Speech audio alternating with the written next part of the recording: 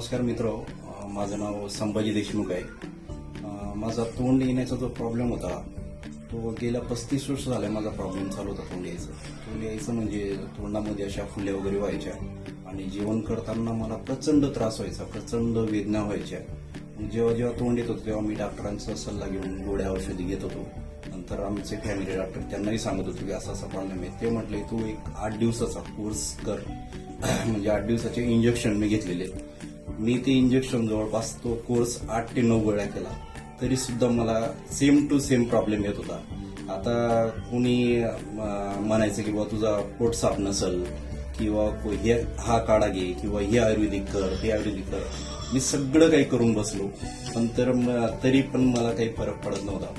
शेवटी मला 1-2 जण म्हटले की तू होमिओपॅथिक कर म्हणून. आणि भोसरीला आमचे आहेत म्हणजे मित्राचेच रिलेटिव्ह आहेत, त्यांच्याकडे आम्ही गेलो. डॉक्टर प्रियंका म्हणून तनिष्का होमिओपॅथीला.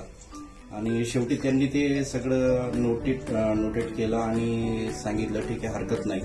तर त्यांनी मला जवळपास 3 आठवड्याच्या गोळ्या दिल्यात. 3 आठवड्यानंतर मी त्या गोळ्या कंटिन्यू घेतल्यात. त्यांना जसं सांगितलं तसं फॉलो केलं आणि त्या गोळ्या कंटिन्यू केल्यात. आणि नंतर आज जर बघितलं तर 1 वर्ष कंप्लीट झालेलं आहे. आणि जो माझा प्रॉब्लेम होता, 35 वर्षाचा जुना प्रॉब्लेम होता, कंटिन्यू तोंड यायचा, तो 100% सॉल्व्ह झालेला आहे. आता कसल्याही प्रकारचं माझं तोंड येत नाही, काही